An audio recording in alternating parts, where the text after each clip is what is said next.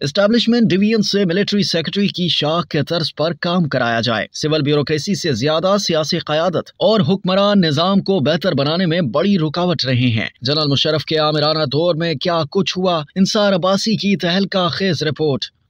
Army chief का माशी बहाली और हर तरह के माफियाज की रोकथाम का विजन मुकम्मल तौर पर फौज की ताकत पर मुनहसर है। हमारी तर्ज हुक्मरानी में पाई जाने वाली बीमारियों से निपटने का बुनियादी चैलेंज किसी की तवज्जो का मरकज नहीं। सिविलियन इंतजामिया की पूरी मशीनरी कोई काम नहीं कर रही और कारकर्दगी दिखाने में नाकाम हो चुकी है। मईशत और खराब तर्ज हुक्मरानी समेत तमाम शोबाजात में हमारी नाकामियों की अहम वजह यही है। मुल्क को दरपेश माशी चैलेंजेस और मसाइल से निपटने के लिए खुसूसी सरमाकारी सहूलत कौंसिल का क़याम सिविलियन हुकाम की नाकामी का नतीजा है। आर्मी चीफ ने मुल्क के बड़े ताजरों के साथ अपनी हालिया गुफ्तगू में स्मगलिंग की रोकथाम, कब्जा माफिया को रोकने, बदउनवानी के खात्मे और दीगर अहम मसाइल से निपटने के लिए अज़्म जाहिर किया है। वफाकी, सूबाई और जिले निजाम की तमाम सतहों पर सिविलियन इंतजामिया के बड़े हजम की वजह से फौज हर जगह इसकी जगह नहीं ले सकती। सिविलियन ब्यूरोक्रेसी जिन मसाइल से दो चार है, उन्हें ठीक करने से हमारे तर्ज हुक्मरानी के बेशतर मसाइल को हल करने में मदद मिलेगी। इसके लिए बड़ी इस्लाहात या भारी भरकम फंडिंग की जरूरत नहीं। वफाकी सतह पर एस्टैब्लिशमेंट डिवीजन और सूबों के सर्विसेज एंड जनरल एडमिनिस्ट्रेशन महकमों को GHQ के मिलिट्री सेक्रेटरी की ब्रांच के तर्ज पर चलाने के सिर्फ एक फैसले की वजह से बड़ा फर्क वाज़े नजर आएगा। सिविलियन ब्यूरोक्रेसी को गैर सियासी बनाएं। पाक फौज के MS ब्रांच की तरह एस्टैब्लिशमेंट डिवीजन को ब्यूरोक्रेसी का प्रिंसिपल मैनेजमेंट और कैरियर प्लानिंग करने दें। वास्तेदारी और एक्विजिशन की बुनियाद पर अफसरान के तकर्रुर तबादले को फिलफौर खत्म किया जाए। एस्टैब्लिशमेंट डिवीजन को दुरुस्त काम के लिए दुरुस्त शख्स का इंतखाब करने दिया जाए। किसी बैरूनी असर रसूख की इजाजत नहीं होनी चाहिए। एस्टैब्लिशमेंट डिवीजन को बाइख्तियार बनाने और बहाल करने के लिए सिर्फ वजीर आजम की मुकम्मल हमायत की जरूरत है और एस्टैब्लिशमेंट डिवीजन को तहफ्फुज़ फराहम करने की जरूरत है ताकि इदारा किसी बैरूनी असर रसूख में आए बगैर मुल्क के अहम सरकारी मुलाजमीन के इदारे के तौर पर काम करे। एक इदारे के तौर पर पाक फौज की ताकत का बराह रास्त ताल्लुक इसकी MS ब्रांच की ताकत से है। मेरिट की बुनियाद पर तकर्रुरियां और तरक्कियां, हर अफसर की सलाहियतों और कारकर्दगी की बुनियाद पर कैरियर मैनेजमेंट, मुनासिब तरबियत, दुरुस्त एवोल्यूशन और अंदरूनी एहतसाब MS ब्रांच के खुसूसी दायराकार में आता है। किसी सियासी या बैरूनी मुदाखलत को कबूल नहीं किया जाता। इसकी बजाय अगर किसी शख्स की तरफ से ऐसी कोई कोशिश की जाती है तो उस अफसर को कैरियर में नुकसान होता है।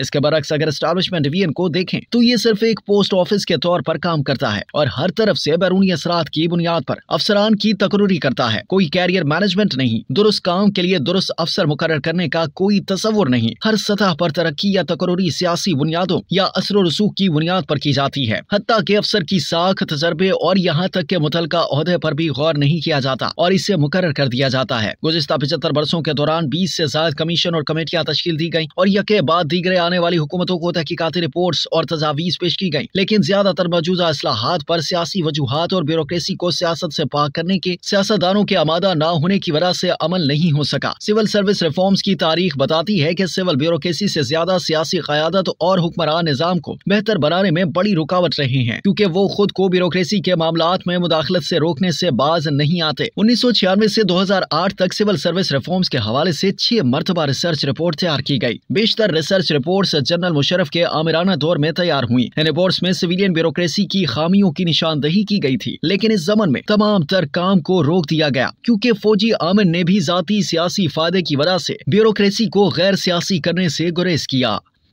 अब तक के लिए इतना ही। मजीद जानने के लिए सब्सक्राइब कीजिए डेली जंग YouTube चैनल और लाइक कीजिए डेली जंग Facebook पेज।